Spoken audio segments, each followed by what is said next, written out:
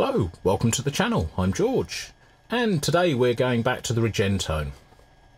I know, that's all I've done in the last few videos, for 4 videos before this. We're getting back to the Regentone. I've been away for a while. It has been long overdue, this part, but life has got in the way. Yeah, there have been some major changes, but I have got my big shiny ball up, and that is also part of a future project. There's going to be a few more changes in here. On the bench at the moment is the Regentone. You can see the white bit of plastic up here with the dial cord just falling out the side on that camera. I'm going to move it down to here where you can see that it's there. I'll turn it over. I'm trying not to mess the dial cord up. There's the front panel with the painted surround with the repairs in the cracks. It's not come out as well as I'd like, but it certainly looks a lot better than it did. So let me just put that gently back on the top. The chassis is out of the set. It's missing the output EL84, and the reason for that is because I was an idiot and I dropped something and it hit that and it broke the EL84.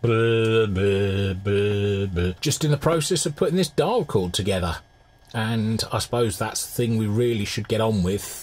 We'll put the front panel on the set, we'll put it into the cabinet, and hopefully you'll be able to see what I'm doing now. I'm going to try all of this on camera, but it's big cabinet.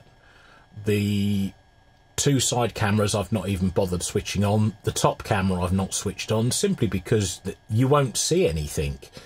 So I've only got the 2 sort of behind the shoulder cameras. There's one here and there's one here, and they're the only ones that are actually looking at the cabinet at the moment, because it's just no point.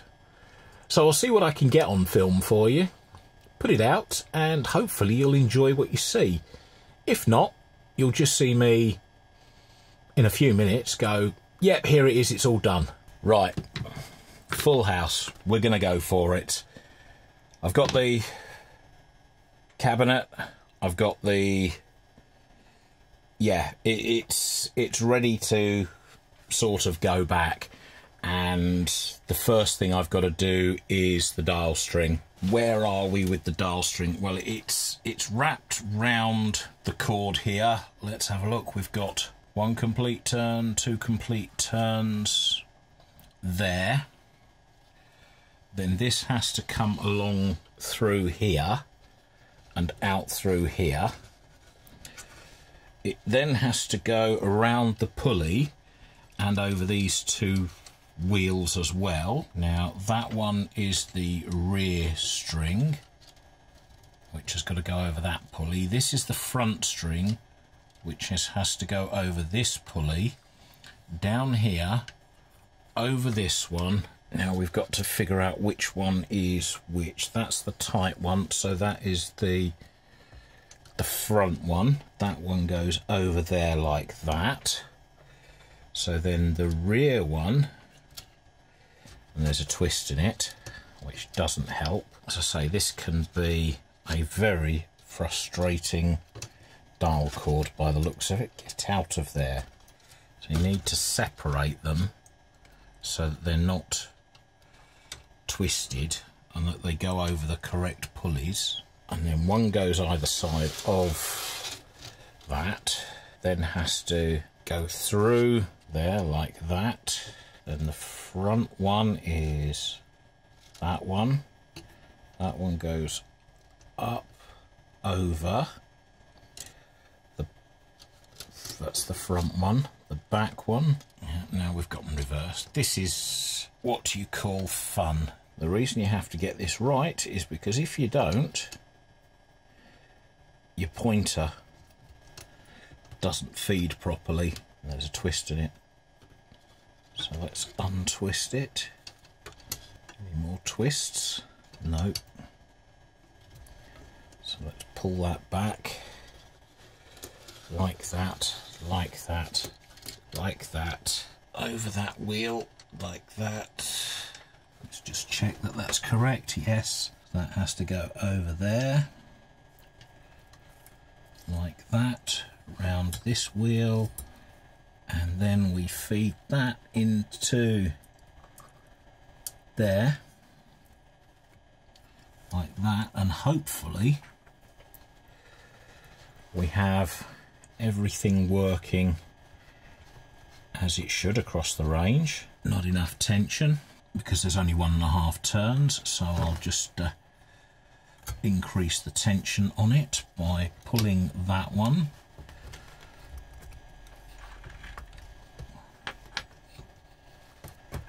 Wrapping another turn around the spindle like that. See how that one works.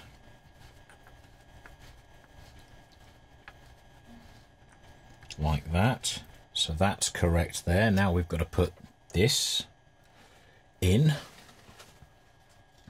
and this goes on the rear cord. That goes on there.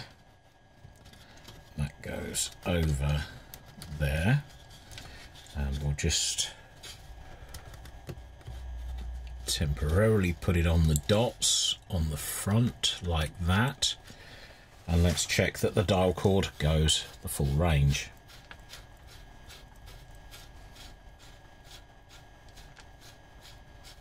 Not quite to the 0. Let's just see if we've got too much on the other end.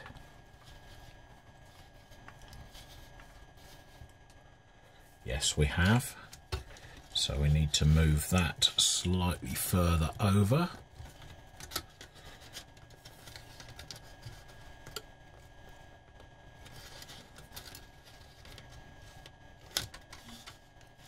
Let's just check. Maybe not enough. This is all subject to the final alignment as well. So there we are. We're on the dots that are on the dial face. Let's go to the end. And there we are. We go to 0 at this end, and we should go back to the dots on the opposite end.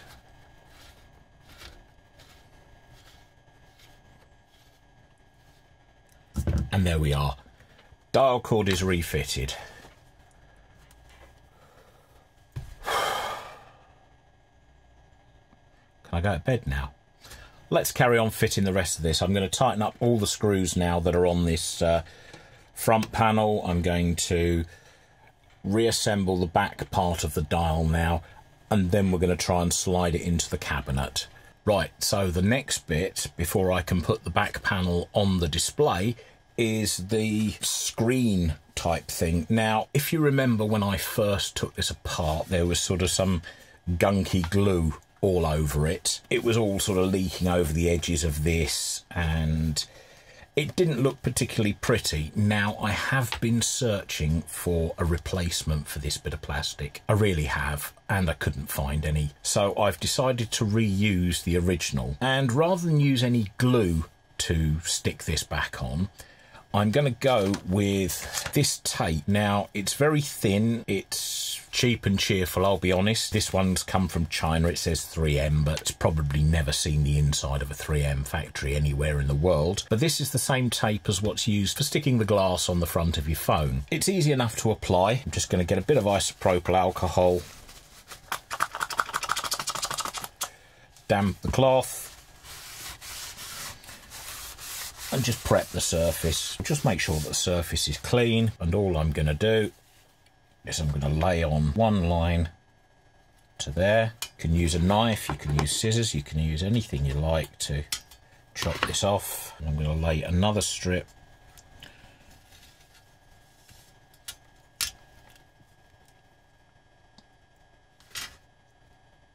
like that, sides as well. Push it flat, make sure it is stuck down, and in the corner all I'm going to do is just do a 45-degree cut on the end, and then that will take this piece off and away, and then this piece can lift up and this piece will come off like so. Come on, get out of there.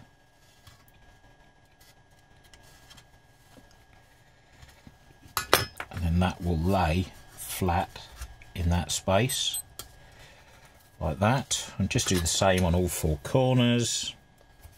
There we go, that's all four corners nice and flat, and then we just have to peel off the backing paper.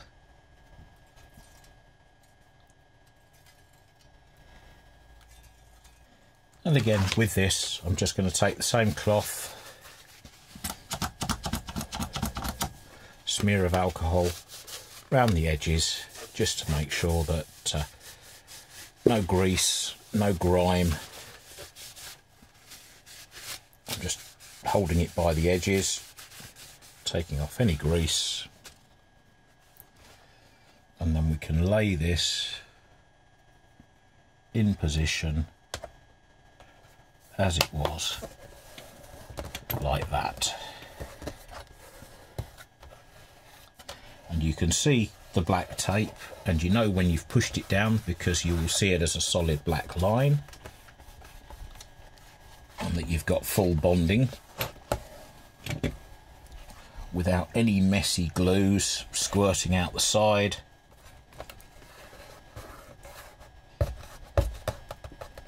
Like that. And that's what that bit looks like. Right, here I am leaning over the chair, and chassis is on the chair, cabinet is on the bench, cameras are rolling. Let's see if I can actually fit chassis into cabinet. That would be fun. And then that would be most of the work done. So let me lean up. I'm going to flip that down. I'm going to pick up this. This has got to fit in here, but it won't fit straight because of the controls. That's got to fit there.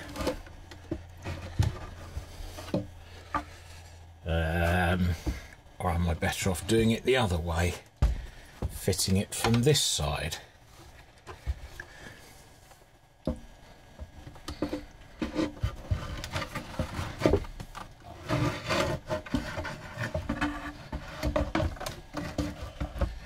Let's have a look, see will it fit in there.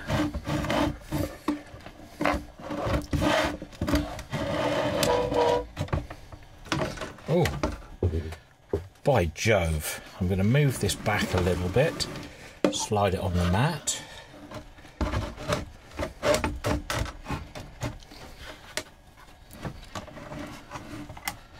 Going to lift the front panel up.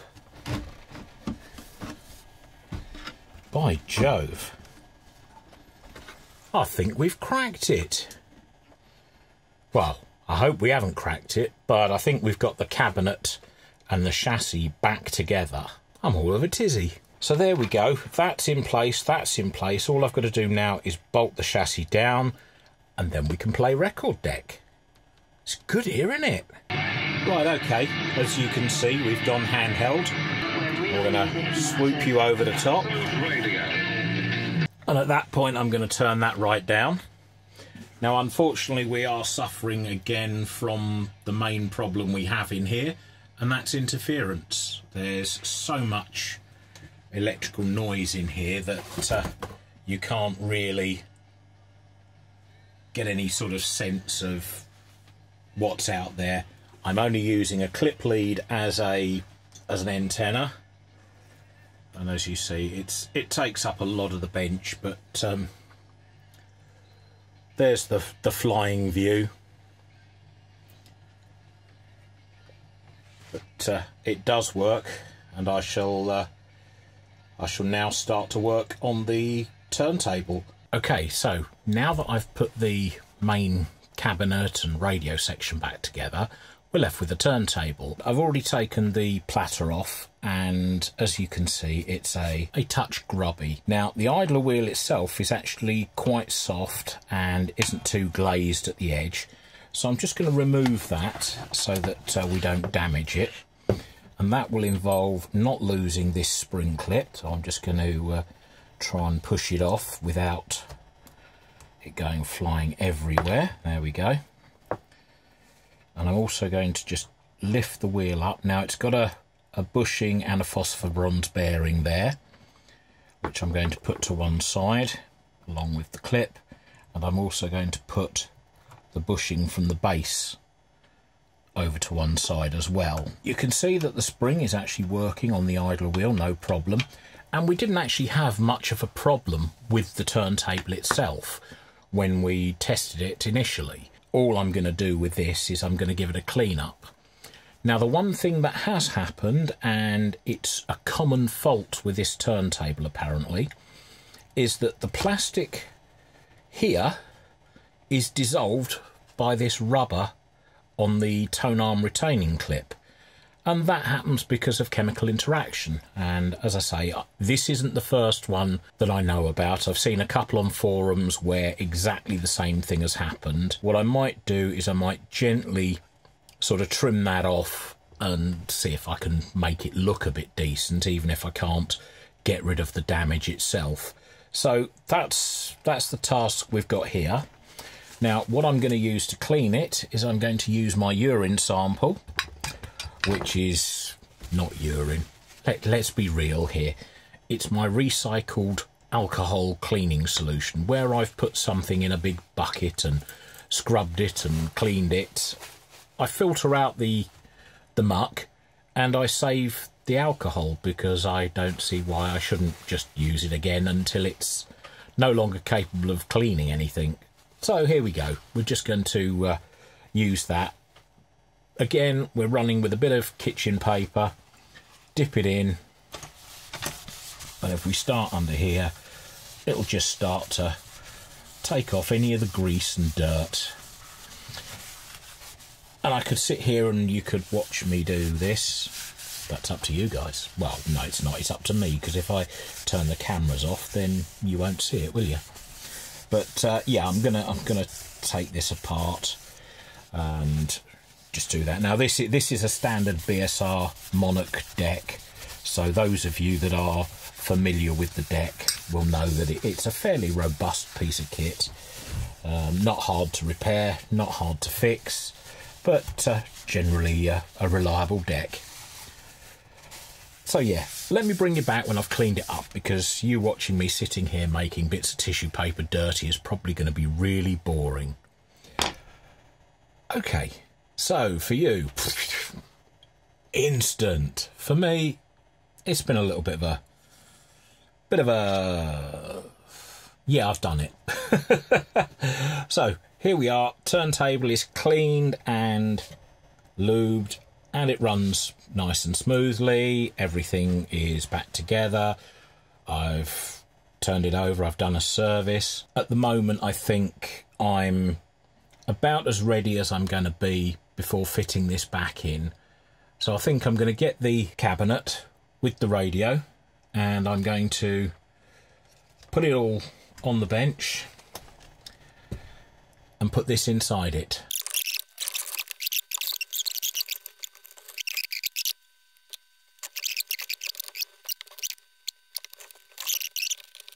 So what have we got?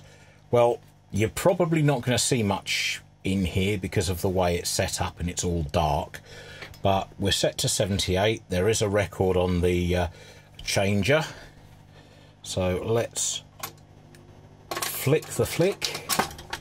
Let's drop that okay, and hopefully it's in the grooves. You can see me putting a record on, and I've activated the machine, or I will be very shortly. Let's see, closing the front panel, and everything is going absolutely fantastically, and it's playing the song absolutely wonderfully, and you would be hearing this absolutely fine and gorgeous piece of music recorded in 1936. Unfortunately, records are one of those things that you can't demonstrate because YouTube doesn't like it. Somebody will always say, I don't want you to play that. It leaves me in a bit of a dilemma. I've got to try and find something that I am allowed to play, which would be the first thing. And after that, it would be a case of re-recording the video.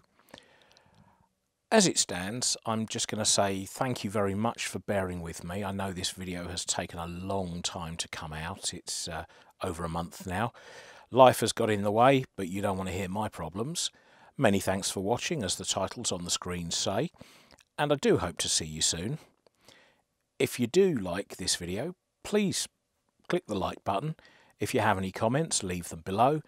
And if you do feel like you want to watch more of my content, please subscribe. Be much appreciated. Bye for now.